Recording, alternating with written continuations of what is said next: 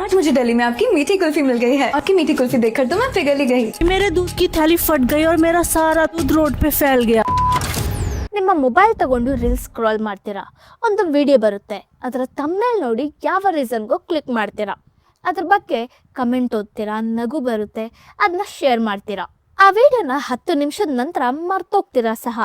Just think ಮಾಡಿ, ಆ video ನೋಡುವಾಗ ಅದರಲ್ಲಿ ಏನು ಹೇಳ್ತಿದ್ದಾರೆ ಅನ್ನೋದನ್ನು ಕೇಳಿರ್ತೀರಾ, ಅಥವಾ ಅದರ ಥಂಬ್ನೇಲ್, ಅದರ ಹಾವಭಾವ, ಅದರ ಡಬಲ್ ಮೀನಿಂಗ್ ಮಾತುಗಳು ನಿಮ್ಮನ್ನ ಸೆಳೆದಿದ್ವಾ? ಅದನ್ನು ನೀವು ಅಬ್ಸರ್ವ್ ಮಾಡಿರಲ್ಲ ಅಲ್ವಾ? ಇವತ್ತು ಭಾರತದ ಸೋಷಿಯಲ್ ಮೀಡಿಯಾದಲ್ಲಿ ಒಂದು ಥರದ ಅದೃಶ್ಯ ಆಟ ನಡೀತಿದೆ. ಫುಡ್ ರಿವ್ಯೂ ಹೆಸರಲ್ಲಿ, ಕಾಮಿಡಿ ಹೆಸರಲ್ಲಿ, ಆಸ್ಟ್ರಾಲಜಿ ಹೆಸರಲ್ಲಿ, ಅಮ್ಮ ಮಗನ ಹೆಸರಲ್ಲಿ ಒಂದು ಥರದ ಕಂಟೆಂಟ್ ವೇಗವಾಗಿ ಸ್ಪ್ರೆಡ್ ಆಗ್ತಿದೆ. ಅದು ಮಿಲಿಯನ್ಸ್ ವ್ಯೂಸ್ನ ತಗೊಳ್ತಿದೆ, ಕೋಟಿ ಕೋಟಿ ಹಣ ಮಾಡ್ತಿದೆ. ಮತ್ತು ಅದರ ಜೊತೆಯಲ್ಲಿ ನಮ್ಮ ಮನಸ್ಸನ್ನು, ನಮ್ಮ ಮಕ್ಕಳ ಮನಸ್ಸನ್ನು, ನಮ್ಮ ಸೊಸೈಟಿ ಐಡೆಂಟಿಟಿನ ಸ್ಲೋ ಆಗಿ ಬದಲಿಸ್ತಿದೆ. ಇದು ಹೇಗೆ ಆಗ್ತಿದೆ? ಅದರ ಹಿಂದಿನ ಎಕನಾಮಿಕ್ಸ್ ಏನು, ಸೈಕಾಲಜಿ ಏನು, ಆಲ್ಗರಿದಮ್ ಹೇಗೆ ಕೆಲಸ ಮಾಡ್ತಿದೆ, ಆ್ಯಂಡ್ ನಾವು ಏನು ಮಾಡಬೇಕು, ಇದನ್ನೆಲ್ಲ ಇವತ್ತು ಮಾತಾಡೋಣ.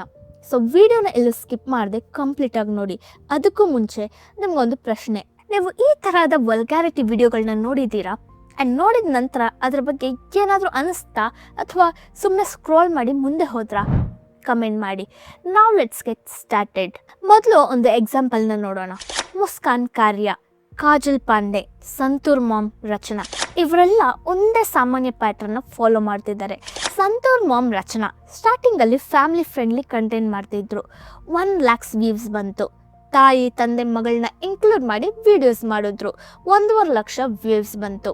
ಆದರೆ ಕೇವಲ ಅಮ್ಮ ಮಗನ ವಿಡಿಯೋ ಅಪ್ಲೋಡ್ ಮಾಡಿದ ತಕ್ಷಣ 1.1 ಮಿಲಿಯನ್ ವ್ಯೂಸ್ ಬಂತು. ಅದೇ ಕ್ರಿಯೇಟರ್ಸ್, ಅದೇ ಪ್ಲ್ಯಾಟ್ಫಾರ್ಮ್, ಆದರೆ ಕಂಟೆಂಟ್ ಸ್ವಲ್ಪ ಸೆಕ್ಷುಯಲಿ ಸಜೆಸ್ಟಿವ್ ಆದ ತಕ್ಷಣ ವ್ಯೂಸ್ ಒಂದೇ ಸರಿ ಎಕ್ಸ್ಪ್ಲೋಡ್ ಆಯಿತು.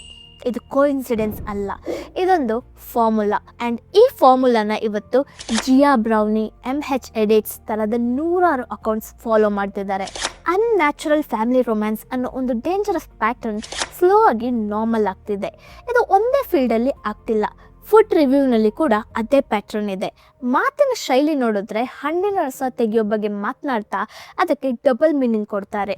आज मैंने अपने संतरों को मसल कर उसका रस निकाल दिया और वह कुछ ऐसा दिखता है. ಕುಲ್ಫಿನ ನೋಡಿ ತಾನು ಕರ್ಗೋದೆ ಅಂತಾರೆ. ಅವರ ಮಾತನ್ನ ಕೇಳಿ ಕಾಮಿಡಿ ಅನಿಸುತ್ತೆ, ಆದರೆ ಅವರು ಏನು ಹೇಳ್ತಿದ್ದಾರೆ ಅನ್ನೋದು ಬೇರೆನೇ ಇದೆ. ಇದನ್ನು ಜನ ಯಾಕೆ ನೋಡ್ತಾರೆ? ಕಮೆಂಟ್ ಸೆಕ್ಷನಲ್ಲಿ ಯಾರಾದರೂ ಅವರ ಕಾಮಿಡಿಗೆ ನಗ್ತಿದ್ದಾರಾ? ಇಲ್ಲ. ಆದರೆ ವ್ಯೂಸ್ ಮತ್ತು ಎಂಗೇಜ್ಮೆಂಟ್ ಅಸಾಮಾನ್ಯವಾಗಿ ಹೆಚ್ಚಾಗ್ತಿದೆ. ಹಾಗಾದರೆ ಕಾಮಿಡಿ ಇಲ್ಲಿ ಒಂದು ಡಿಫೆನ್ಸ್ ಮೆಕ್ಯಾನಿಸಮ್ ಮಾತ್ರ. ಅದರ ಹಿಂದೆ ಬೇರೆನೇ ಆಟ ಆಡ್ತಿದ್ದಾರೆ. ಸೇಜಲ್ ಎಕ್ಸ್ ಅನ್ನೋ ಕ್ರಿಯೇಟರ್ ಇನ್ಸ್ಟಾಗ್ರಾಮ್ನ ಡಾರ್ಕ್ ಕಾಮಿಡಿ ಕ್ವೀನ್ ಅಂತ ಫೇಮಸ್ ಆಗಿದ್ದಾರೆ.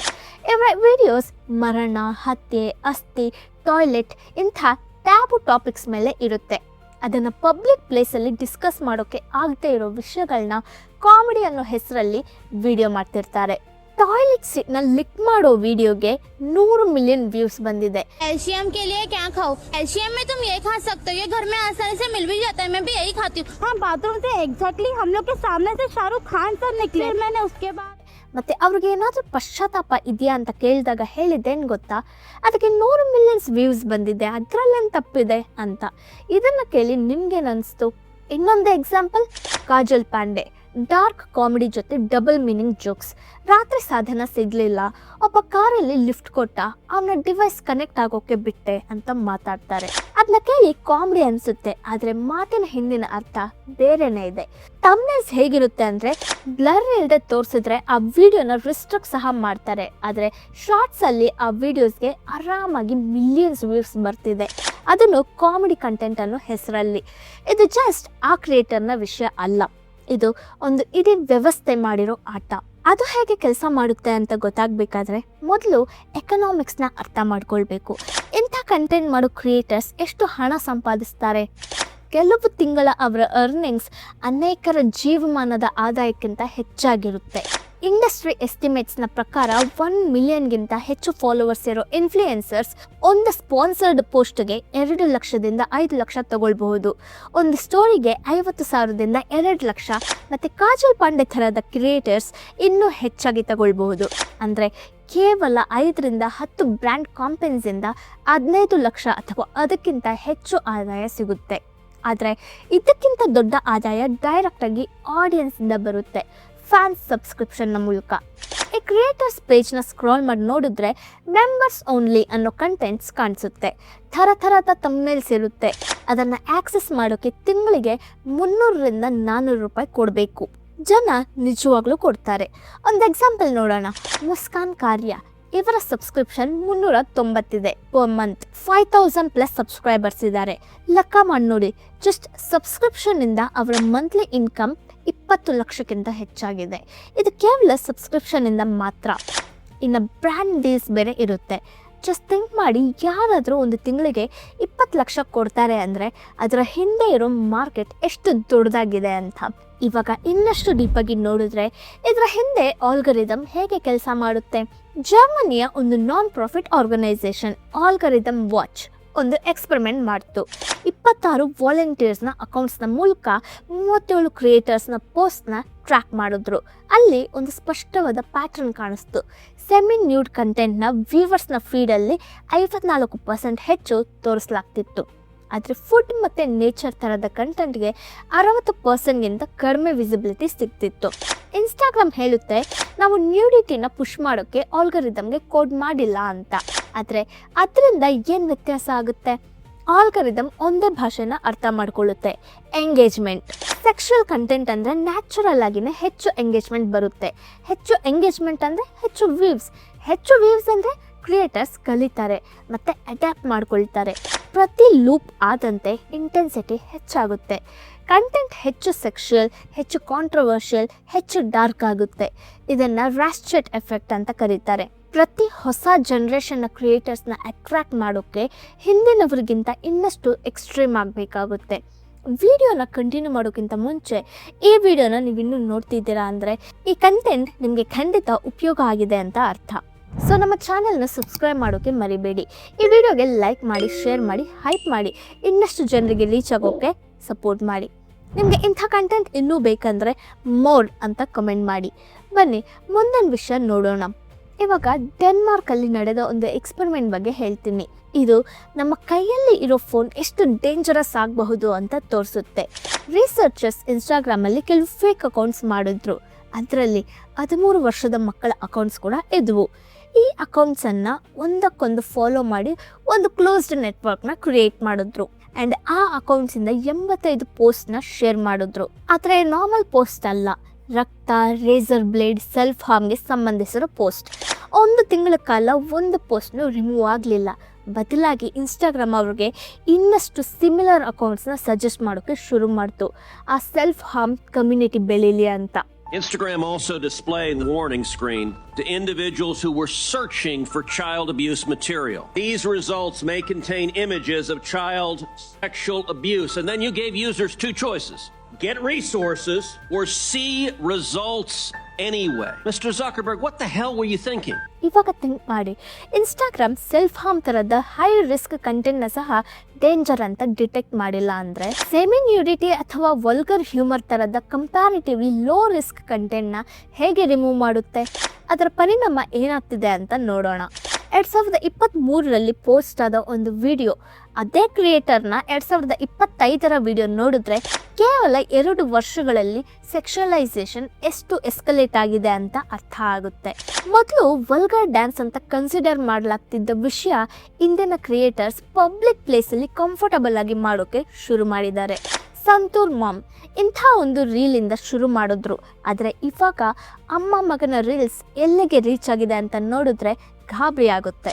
ಅವರ ಮೂವ್ಸ್, ಬಾತ್ರೂಮ್ ಸೆಟಪ್ ಮತ್ತು ಬ್ಯಾಕ್ಗ್ರೌಂಡ್ ಸಾಂಗ್ ಎಲ್ಲನೂ ಅತ್ಯಂತ ಸೆಕ್ಷುಯಲಿ ಸೆಡೆಕ್ಟಿವ್ ಆಗಿದ್ದು ಮನುಷ್ಯನ ಡೀಪ್ ಫ್ಯಾಂಟಸೀಸ್ನ ಟ್ರಿಗರ್ ಮಾಡೋ ರೀತಿ ಮಾಡಿರ್ತಾರೆ. ಇದು ಭಾರತದ ಮುಂದಿನ ಜನ್ರೇಷನ್ನ ಐಡೆಂಟಿಟಿನ ಸ್ಲೋ ಆಗಿ ಚೇಂಜ್ ಮಾಡುತ್ತೆ. ಡಾರ್ಕ್ ಹ್ಯೂಮರ್ನ ಬಗ್ಗೆ ಮಾತಾಡಿದ್ರೆ ರೇಪ್, ಫಿಸಿಕಲ್ ಮಾಲೆಸ್ಟೇಷನ್, ನೆಕ್ರೋಫಿಲಿಯಾ ಥರದ ಎಕ್ಸ್ಟ್ರೀಮ್ ಟಾಪಿಕ್ಸ್ನ ಹ್ಯೂಮರಲ್ಲಿ ಕನ್ವರ್ಟ್ ಮಾಡಿ ಕಾಮಿಡಿ ಅಂತ ಕನ್ಸಿಡರ್ ಮಾಡೋದು ಡಿಸ್ಗಸ್ಟಿಂಗ್ ಆಗಿದೆ ಅಲ್ವಾ? ಹಲವು ರಿಸರ್ಚರ್ಸ್ ಹೇಳುತ್ತೆ ಇದರಿಂದ ಆಡಿಯನ್ಸ್ನ ಪರ್ಸೆಪ್ಷನ್ ಶಿಫ್ಟ್ ಆಗುತ್ತೆ ಆ್ಯಂಡ್ ಈ ಸಮಸ್ಯೆಗಳು ಸ್ಲೋ ಆಗಿ ಸೊಸೈಟಿಯಲ್ಲಿ ನಾರ್ಮಲೈಸ್ ಆಗುತ್ತೆ ಅಂತ. ಒಂದು ರಿಸರ್ಚಲ್ಲಿ ಬೇರೆ ಬೇರೆ ವಯಸ್ಸಿನ ಜನರಿಗೆ ಡಿಸ್ಕ್ರಿಮಿನೇಟರಿ ಡಾರ್ಕ್ ಜೋಕ್ಸ್ ತೋರಿಸಿ ಕೇಳಿದ್ರು, ಇದು ನೈತಿಕವಾಗಿ ಸರಿಯಾಗಿದೆಯಾ, ಗುಂಪಲ್ಲಿ ಇದು ಒಪ್ಕೊಳ್ಬಹುದಾ, ಇದನ್ನು ನಿಲ್ಲಿಸೋ ಪ್ರಯತ್ನ ಮಾಡ್ತೀರಾ ಅಂತ. ರಿಸಲ್ಟ್ ಏನಾಯ್ತು ಗೊತ್ತಾ? ಚಿಕ್ಕ ವಯಸ್ಸಿನ ಮಕ್ಕಳು ಹೇಳಿದ್ರು ಇದು ತಪ್ಪು, ನಿಲ್ಲಿಸಬೇಕು ಅಂತ. ಆದರೆ 15-16 ವರ್ಷದ ಅಡೋಲ್ಸೆಂಟ್ಸ್ ಹೇಳಿದ್ರು ಹೌದು ತಪ್ಪು ಅಂತ. ಆದರೆ ಆ ಗುಂಪು ನಗ್ತಿದ್ರು, ಇದನ್ನು ಒಪ್ಕೊಳ್ಬಹುದು ಅಂತ. ಜಸ್ಟ್ ಥಿಂಕ್ ಮಾಡಿ, ಇಲ್ಲಿ ಮಾರಲ್ ಜಡ್ಜ್ಮೆಂಟ್ ಅದೇ ಇದೆ, ಇದು ತಪ್ಪು ಅನ್ನೋದು. ಆದರೆ ಬಿಹೇವಿಯರ್ ಆ ಗ್ರೂಪ್ನ ರಿಯಾಕ್ಷನ್ನ ಮೇಲೆ ಡಿಸೈಡ್ ಆಗುತ್ತೆ. ಇದನ್ನೇ ಸೋಷಲ್ ಕನ್ಫರ್ಮಿಟಿ ಅಂತ ಕರೀತಾರೆ. ಆ್ಯಂಡ್ ಯೂಟ್ಯೂಬ್, ಇನ್ಸ್ಟಾಗ್ರಾಮ್ ಥರದ ಪ್ಲ್ಯಾಟ್ಫಾರ್ಮ್ಸಲ್ಲಿ ಆ ಗ್ರೂಪ್ ಅನ್ನೋದು ಇಡೀ ಸೋಷಿಯಲ್ ಮೀಡಿಯಾ. ಪ್ರತಿ ಲೈಕ್, ಪ್ರತಿ ಕಮೆಂಟ್ ಸ್ಲೋ ಆಗಿ ಜನರನ್ನು ಇದರಲ್ಲಿ ತಪ್ಪಿಲ್ಲ ಅನ್ನೋ ರೀತಿ ಕಂಡೀಷನ್ ಮಾಡುತ್ತೆ. ವಿಶೇಷವಾಗಿ ಮಕ್ಕಳನ್ನು. ಅವರ ಐಡೆಂಟಿಟಿ ಇನ್ನೂ ಫಾರ್ಮ್ ಆಗ್ತಿದೆ. ಆದರೆ ಇಲ್ಲಿ ಒಂದು ವಿಷಯನ ಗಮನಿಸಿ, ಹೆಚ್ಚಿನ ಸಿಚುಯೇಷನ್ಸಲ್ಲಿ ಇದು ಕ್ರಿಯೇಟರ್ಸ್ನ ನಿಜ ವ್ಯಕ್ತಿತ್ವ ಅಲ್ಲ, ಇದು ಒಂದು ಡಿಸೈನ್ಡ್ ಪರ್ಸೋನಾ, ಅಂದರೆ ಕೆಲವು ನಿರ್ದಿಷ್ಟ ಉದ್ದೇಶಕ್ಕೋಸ್ಕರ ಕ್ರಿಯೇಟ್ ಮಾಡಿರೋ ಕ್ಯಾರೆಕ್ಟರ್. ಜಸ್ಟ್ ಅಟೆನ್ಷನ್ಗೋಸ್ಕರ ಪರ್ಫಾರ್ಮ್ ಮಾಡ್ತಾರೆ. ಪುನೀತ್ ಸೂಪರ್ ಸ್ಟಾರ್ ನೆನಪಿದ್ಯಾ? ಬರ್ತ್ಡೇ ಕೇಕ್ ತಲೆ ಮೇಲೆ ಹೊಡ್ಕೊಳ್ತಿದ್ರು. ಅನೇಕ ಇಂಟರ್ವ್ಯೂಸಲ್ಲಿ ಅವರೇ ಹೇಳಿದ್ದಾರೆ ಅದು ಕೇವಲ ಒಂದು ಕ್ಯಾರೆಕ್ಟರ್ ಆಗಿತ್ತು ಅಂತ. ಒಂದು ಕೇಕ್ ಕಟ್ ಮಾಡೋಕ್ಕೆ 8,000ದಿಂದ 10,000 ಸಿಗ್ತಿತ್ತು. ತಿಂಗಳಿಗೆ 35-40 ಕೇಕ್ ಕಟ್ ಮಾಡಿದ್ರು ಅಂದರೆ 4 ಲಕ್ಷ. ಇದು ಒಂದು ಹಳೆ ಫಾರ್ಮುಲಾ. एक केक काट रहे हैं, मान के चलो मैं 8 से 10,000 रुपए पे कर, मतलब 10,000 रुपए केक के हो गए। हाँ। ठीक है, महीने की कितनी आप केक काट देते हो? काट देते हैं 35-40 केक तो काट ही देता हूँ। केक काटने के आप 4 लाख रुपए महीना कमा रहे बिल्कुल हो भाई, बिल्कुल। ಅನೇಕ ಕ್ರಿಯೇಟರ್ಸ್ ಇದನ್ನು ಮಾಡಿ ಶಾರ್ಟ್ ಪೀರಿಯಡಲ್ಲಿ ಹಣ ಮಾಡಿ ಮರೆಯಾದರು. ಕೆಲವರು ಮಾತ್ರ ಲಕ್ಕಿಲಿ ರಿಲೆವೆಂಟ್ ಆಗಿ ಉಳ್ಕೊಳ್ತಿದ್ದಾರೆ. ಮೈಕಾ ಸಿಂಗ್ ಮತ್ತು ರಾಕಿ 7 ಕಾಂಟ್ರವರ್ಸಿ ನೆನಪಿದ್ಯಾ? ಒಂದು ಇನ್ಸಿಡೆಂಟ್ನ ನಂತರ ಮೈಕಾರ ಮ್ಯೂಸಿಕ್ ರಿಲೀಸ್ ಆಯಿತು. ರಾಖಿಗೆ ಕಾಫಿ ವಿತ್ ಕರಣ್ ಅಪಿಯರೆನ್ಸ್ ಸಿಕ್ತು. ಬಿಗ್ ಬಾಸ್ ಮತ್ತು ಇತರ ರಿಯಾಲಿಟಿ ಶೋ ಸಿಕ್ಕಿದ್ವು. ಊರ್ಫಿ ಜಾವೇದ್, ಪೂನಂ ಪಾಂಡೆ, ಶಾಲಿನ್ ಭ್ಯಾನೋಟ್ ಇವರೆಲ್ಲ ಅದೇ ಫಾರ್ಮುಲಾಗೆ ಎಕ್ಸಾಂಪಲ್ಸ್. ನೀವು ಇಂಥ ಕಂಟೆಂಟ್ಸ್ನ ಹಾಕೋರ ಕಮೆಂಟ್ ಸೆಕ್ಷನ್ನ ಓದಿ ನೋಡಿ. ಹುಡುಗರಿಗೆ ಅನಿಸುತ್ತೆ all girls are asking for it ಅಂತ. ಹುಡುಗಿ ಹೇಗೆ ಬದುಕಬೇಕು, ಅವಳ ಸ್ವಭಾವ ಏನಿರಬೇಕು ಅನ್ನೋ ತಿಳುವಳಿಕೆ ಇಂಥ ಕಂಟೆಂಟ್ನಿಂದ ಶೇಪ್ ಆಗೋಕ್ಕೆ ಶುರುವಾಗಿದೆ. ಮಲ್ಟಿಪಲ್ ರಿಸರ್ಚರ್ಸ್ ಹೇಳುತ್ತೆ ಎಕ್ಸಾಜರೇಟೆಡ್ ಕಂಟೆಂಟ್ಗೂ ಸೆಕ್ಷುಯಲಿ ಅಗ್ರೆಸಿವ್ ಬಿಹೇವಿಯರ್ಗೂ ನಡುವೆ ಡೈರೆಕ್ಟ್ ಲಿಂಕ್ ಇದೆ ಅಂತ. ಒಬ್ಬ ಹುಡುಗ ಅಥವಾ ಟೀನೇಜರ್ ಫಿಸಿಕಲ್ ಅಸಾಲ್ಟ್ ಅಥವಾ ಫೋರ್ಸ್ಡ್ ರಿಲೇಷನ್ಶಿಪ್ನ ನಾರ್ಮಲೈಸ್ ಮಾಡಿರೋ ವಿಡಿಯೋನ ನೋಡಿದ್ರೆ ಅದನ್ನು ರಿಯಲ್ ಲೈಫಲ್ಲಿ ರಿಪ್ಲಿಕೇಟ್ ಮಾಡೋ ಸಾಧ್ಯತೆ 6 ಪಟ್ಟು ಹೆಚ್ಚಾಗಿರುತ್ತೆ. ಯಾಕಂದರೆ ಅವರ ಮನಸ್ಸಲ್ಲಿ ಅದು ನಾರ್ಮಲ್ ಬಿಹೇವಿಯರ್ ಆಗಿ ಉಳಿದೋಗಿರುತ್ತೆ. ಇದು ಕೇಳಿದಾಗ ನಿಮಗೆ ಶಾಕ್ ಆಗ್ಬೋದು, ಆದರೆ ಇದರ ಪರಿಣಾಮ ಕ್ರಿಯೇಟರ್ಸ್ ಮೇಲೆ ಕೂಡ ಬೀಳುತ್ತೆ. UPಯ ಕೆಲವು ಹುಡುಗಿಯರು ಇಂಥ ಕಂಟೆಂಟ್ ಮಾಡ್ತಿದ್ರು. ಅವರನ್ನು ಪೊಲೀಸ್ ಅರೆಸ್ಟ್ ಮಾಡಿದ್ರು. ಪಬ್ಲಿಕ್ ಪ್ಲೇಸಲ್ಲಿ ರೀಲ್ಸ್ ಮಾಡಿರೋ ಒಬ್ಬ ಕ್ರಿಯೇಟರ್ನ ಮೇಲೆ ಪಬ್ಲಿಕ್ ಅಟ್ಯಾಕ್ ಮಾಡಿದ್ರು. ಅವಳ ಫ್ರೆಂಡ್ನ ಕೈ ಫ್ರ್ಯಾಕ್ಚರ್ ಆಯಿತು. ಇದು ಸ್ಪಷ್ಟವಾಗಿ ತಪ್ಪು. ಆದರೆ ಪಬ್ಲಿಕ್ ಪ್ಲೇಸಸಲ್ಲಿ ಎಲ್ಲ ವಯಸ್ಸಿನ ಜನರು, ಮಕ್ಕಳು ಬರೋ ಜಾಗದಲ್ಲಿ ಕೇವಲ ವೈರಲ್ ಆಗೋಕೆ ಎಕ್ಸ್ಟ್ರೀಮ್ ಸೆಕ್ಷುವಲ್ ಡ್ಯಾನ್ಸ್ ಮೂವ್ಸ್ ಮಾಡೋದು ಸರಿನಾ ಅನ್ನೋ ಪ್ರಶ್ನೆ ಕೂಡ ಇದೆ. ಅನೇಕ ಕ್ರಿಯೇಟರ್ಸ್ಗೆ ಡೈರೆಕ್ಟಾಗಿ ಸಾವಿನ ಬೆದರಿಕೆಗಳು ಬರುತ್ತೆ. ಕೆಲವ್ರಿಗೆ ಮನೆಯಿಂದ ಹೊರಗೆ ಹೋಗೋಕ್ಕೆ ಭಯ ಆಗುತ್ತೆ. ಪ್ರತಿ ವಿಡಿಯೋ ಅಪ್ಲೋಡ್ ಮಾಡಿದಾಗ ಇದು ನನ್ನ ಕೊನೆ ದಿನ ಆಗಬಹುದು ಅಂತ ಅನಿಸುತ್ತೆ ಅಂತ ಒಬ್ಬ ಕ್ರಿಯೇಟರ್ ಹೇಳಿದ್ದಾರೆ. जब घर से बाहर निकलती हूँ मुझे लगता है कि कोई मुझे मार वार देगा। वीडियो अपलोड करती हूँ तब तो मुझे लगता है कि ये मेरा आखिरी दिन। ಒಬ್ಬ ತಾಯಿ ಅವಳ ಮಗನ ಜೊತೆ ಇನ್ಅಪ್ರಾಪ್ರಿಯೇಟ್ ವಿಡಿಯೋ ಮಾಡಿದ ಕಾರಣ FIR ದಾಖಲಾಗಿದೆ. ಇದರಲ್ಲಿ ಪರ್ಸನಲ್ ರಿಸ್ಕ್ ತುಂಬ ಹೆಚ್ಚಾಗಿದೆ. ಯಾಕಂದರೆ Tier 2 ಮತ್ತು Tier 3 ಆಡಿಯನ್ಸ್ ಅಂದರೆ ಈ ಕ್ರಿಯೇಟರ್ಸ್ನ ದೊಡ್ಡ ವ್ಯೂವರ್ಸ್ ಬೇಸ್, ಅವ್ರಿಗೆ ರೀಲ್ ಮತ್ತು ರಿಯಲ್ನ ನಡುವಿನ ಗಡಿ ಬ್ಲರ್ ಆಗಿ ಹೋಗಿರುತ್ತೆ. ಕಾಂಚನ್ ಅನ್ನೋ ಕ್ರಿಯೇಟರ್ನ ಹತ್ಯೆ ಕೂಡ ಆಗಿದೆ, ಅನೈತಿಕ ಕಂಟೆಂಟ್ನ ಅಪ್ಲೋಡ್ ಮಾಡಿದ ಕಾರಣಕ್ಕೋಸ್ಕರ. ಈ ಆಟದಲ್ಲಿ ಎಷ್ಟು ಅಪಾಯ ಇದೆ ಅಂತ ಒಂದು ಕ್ಷಣ ಯೋಚಿಸಿ. ಆದರೆ ಇದಕ್ಕಿಂತ ದೊಡ್ಡ ಸಮಸ್ಯೆ ಸೋಷಿಯಲ್ ಇಂಪ್ಯಾಕ್ಟ್. ಕಾಂಚನ್ನ ಎಕ್ಸಾಂಪಲ್ ಮಾತ್ರ ಅಲ್ಲ, ಇಡೀ ಸೊಸೈಟಿಯ ಕಲ್ಚರ್ ಬದಲಾಗ್ತಿದೆ. ಕಂಟೆಂಟ್ ಕ್ರಿಯೇಟರ್ಸ್ನ ಇನ್ಫ್ಲುಯೆನ್ಸರ್ಸ್ ಅಂತ ಕರೀತಾರೆ. ಅದಕ್ಕೆ ಒಂದು ಕಾರಣ ಇದೆ, ಅವರು ಇನ್ಫ್ಲುಯೆನ್ಸ್ ಮಾಡ್ತಾರೆ. ನಮ್ಮ ಮೆದುಳು ಒಂದು ಸ್ಪಾಂಜ್ ಇದ್ದಂತೆ. ಕಂಟೆಂಟ್ನ ಕೇವಲ ನೋಡಲ್ಲ, ಅದು ಅಬ್ಸರ್ವ್ ಮಾಡುತ್ತೆ. ನಿಧಾನವಾಗಿ ಕಂಟೆಂಟ್ ಜನರ ಬಿಹೇವಿಯರ್ ಆಗುತ್ತೆ ಮತ್ತು ಆ ಬಿಹೇವಿಯರ್ ಕಲ್ಚರ್ ಆಗಿ ಬದಲಾಗುತ್ತೆ. ಹೆಚ್ಚಿನ ಜನರು ಇದನ್ನು ಕೇವಲ ಎಂಟರ್ಟೈನ್ಮೆಂಟ್ಗೋಸ್ಕರ ನೋಡ್ತಾರೆ. ಈ ಕ್ರಿಯೇಟರ್ಸ್ನ ನೋಡಿ ನಗ್ತಾರೆ ಅಂತ ನಮಗೆ ಅನಿಸ್ಬಹುದು, ಆದರೆ ಸೊಸೈಟಿಯ ಒಂದು ಭಾಗ ಇದನ್ನು ಸೀರಿಯಸ್ ಆಗಿ ತೆಗೆದುಕೊಳ್ತಾರೆ. ಇದರಿಂದ ಇನ್ಸ್ಪೈರ್ ಆಗ್ತಾರೆ. ಗೊತ್ತಿತ್ತೋ ಗೊತ್ತಿಲ್ಲದೇನೋ ನೀವು ಯಾವುದೋ ವಿಡಿಯೋಸ್ಗೆ ಲೈಕ್ ಮಾಡಿರ್ತೀರಾ, ಶೇರ್ ಸಹ ಮಾಡಿರ್ತೀರಾ. ಸೊ ಕಲ್ಚರ್ನ ಕೇವಲ ಕ್ರಿಯೇಟರ್ಸ್ ಮಾಡೋದಿಲ್ಲ, ಕಲ್ಚರ್ನ ನಾವು ಕೊಡೋ ರಿಯಾಕ್ಷನ್ ಸಹ ಮಾಡುತ್ತೆ. ಇಲ್ಲಿ ಇಂಪಾರ್ಟೆಂಟ್ ವಿಷಯ ಏನಂದರೆ, ಇದನ್ನು ನಮ್ಮ ಗೌರ್ಮೆಂಟ್ ಯಾವಾಗಲಾದರೂ ರೆಗ್ಯುಲೇಟ್ ಮಾಡುತ್ತೆ ಅಂತ ಕಾಯ್ತಾ ಕೂತ್ಕೊಂಡ್ರೆ ಅದು ತುಂಬ ಡಿಲೇ ಆಗ್ಬೋದು. ಅಲ್ಲಿವರೆಗೂ ನಾವೇನು ಮಾಡ್ಬೋದು ಅಂತ ಯೋಚಿಸಬೇಕು. ಪ್ರತಿ ವ್ಯೂ ಒಂದು ಓಟ್. ಕೋಟಿ ಜನ ಯೋಚನೆ ಮಾಡದೆ ಇಂತಹ ರೀಲ್ಸ್ನ ನೋಡಿ ಲೈಕ್ ಮಾಡಿ ಶೇರ್ ಮಾಡಿದ್ರೆ ಆ ಕಂಟೆಂಟ್ ಕೇವಲ ವೈರಲ್ ಆಗೋದಿಲ್ಲ, ಲೆಜಿಟಿಮೈಸ್ ಅಂದರೆ ಲೀಗಲಿ ಸರಿ ಆಗಿಬಿಡುತ್ತೆ. ನಿಮ್ಮ ಮನೆಯಲ್ಲಿ ಮಕ್ಕಳಿಗೆ ಫೋನ್ ಕೊಡೋ ಮೊದಲು ಒಂದ್ಸರಿ ಥಿಂಕ್ ಮಾಡಿ, ಅವರು ಯಾವ ಜಗತ್ತನ್ನು ಅದ್ರ ಮೂಲಕ ನೋಡ್ತಿದ್ದಾರೆ ಅಂತ. ಮಕ್ಕಳ ಮೆದುಳು ಇನ್ನೂ ಶೇಪ್ ಆಗ್ತಿದೆ, ಅವರ ಐಡೆಂಟಿಟಿ ಫಾರ್ಮ್ ಆಗ್ತಿದೆ. ಇಂಥ ಕಂಟೆಂಟ್ ಅವ್ರ ಮೇಲೆ ಬೀರೋ ಪ್ರಭಾವನ ಮೆಷರ್ ಮಾಡೋಕ್ಕೆ ಸಹ ಸಾಧ್ಯ ಇಲ್ಲ. ಇಲ್ಲಿ ಪ್ರಾಬ್ಲಮ್ ಆ ಕಂಟೆಂಟ್ನ ಮಾಡಿದ ಕ್ರಿಯೇಟರ್ ಮಾತ್ರ ಅಲ್ಲ, ಪ್ರಾಬ್ಲಮ್ ಒಂದು ಇಡೀ ಇಕೋಸಿಸ್ಟಮ್, ಆಲ್ಗರಿದಮ್, ಪ್ಲ್ಯಾಟ್ಫಾರ್ಮ್, ಎಕನಾಮಿಕ್ಸ್ ಮತ್ತು ನಾವು ಕೊಡೋ ನಮ್ಮ ಅಟೆನ್ಷನ್. ಪ್ರತಿ ಸಾರಿ ನಾವು ಯೋಚಿಸದೆ ಒಂದು ರೀಲ್ಗೆ ಎಂಗೇಜ್ ಮಾಡಿದ್ರೆ ನಾವು ಮಿಷನ್ಗೆ ಫ್ಯೂಯಲ್ ಹಾಕೋ ರೀತಿ. ಆದ್ದರಿಂದ ಇಲ್ಲಿ ಚಾಲೆಂಜ್ ಏನು ಅಂದರೆ, ನೀವು ಯಾವ ಕಂಟೆಂಟ್ ನೋಡ್ತೀರಾ ಅನ್ನೋದಲ್ಲ, ಆ ಕಂಟೆಂಟ್ ನಿಮ್ಮನ್ನು ಏನಾಗಿ ಮಾಡ್ತಿದೆ ಅನ್ನೋದು. ನಾನಿಲ್ಲಿ ಹೇಳೋಕ್ಕೆ ಇಷ್ಟಪಡೋದು ಒಂದೇ ಒಂದು, ನಿಮ್ಮ ಅಟೆನ್ಷನ್ ನಿಮ್ಮ ಅತ್ಯಂತ ಬೆಲೆಯುಳ್ಳ ಸಂಪತ್ತು. ಅದನ್ನ ಯಾರಿಗೆ ಕೊಡ್ತೀರಾ, ಯಾವ ಕಂಟೆಂಟ್ಗೆ ಕೊಡ್ತೀರಾ ಅನ್ನೋದು ನಿಮ್ಮ ಜೀವನ, ನಿಮ್ಮ ಮಕ್ಕಳ ಜೀವನ ಮತ್ತು ನಮ್ಮ ಸೊಸೈಟಿಯ ಫ್ಯೂಚರ್ನ ಬಿಲ್ಡ್ ಮಾಡುತ್ತೆ. ನೀವು ಕೇವಲ ಕಂಟೆಂಟ್ ನೋಡ್ತಿದ್ದೀರಾ ಅಥವಾ ಗೊತ್ತಿಲ್ಲದೆ ಈ ಡೇಂಜರಸ್ ಕಲ್ಚರ್ಗೆ ಸಪೋರ್ಟ್ ಮಾಡ್ತಿದ್ದೀರಾ ಅನ್ನೋ ಚಾಯ್ಸ್ ನಿಮಗೆ ಬಿಟ್ಟಿದ್ದು. ಐ ಹೋಪ್ ಈ ವಿಡಿಯೋ ನಿಮಗೆ ಆಳವಾದ ಮೀನಿಂಗ್ ಮತ್ತು ಆನ್ಸರ್ನ ಕೊಟ್ಟಿದೆ ಅಂದ್ಕೊಳ್ತೀನಿ. ಈ ರೀತಿಯ ಇನ್ನಷ್ಟು ವಿಡಿಯೋಗೋಸ್ಕರ ಮಿಸ್ ಮಾಡದೆ ಪುಷ್ಪ ಪ್ರಸಂಗ ಚಾನಲ್ನ ಸಬ್ಸ್ಕ್ರೈಬ್ ಮಾಡ್ಕೊಳ್ಳಿ. ವಿಡಿಯೋಗೆ ಲೈಕ್ ಮಾಡಿ, ಶೇರ್ ಮಾಡಿ, ಮರಿದೆ ಹೈಪ್ ಮಾಡಿ. ಈ ವಿಡಿಯೋ ಇನ್ನಷ್ಟು ಜನರಿಗೆ ರೀಚ್ ಆಗೋಕ್ಕೆ ಸಪೋರ್ಟ್ ಮಾಡಿ. ನಿಮ್ಮನ್ನ ನೆಕ್ಸ್ಟ್ ವಿಡಿಯೋದಲ್ಲಿ ಮೀಟ್ ಆಗ್ತೀನಿ. ಅಂಟಿಲ್ ದೆನ್ ಟೇಕ್ ಕೇರ್, ಬಾಯ್.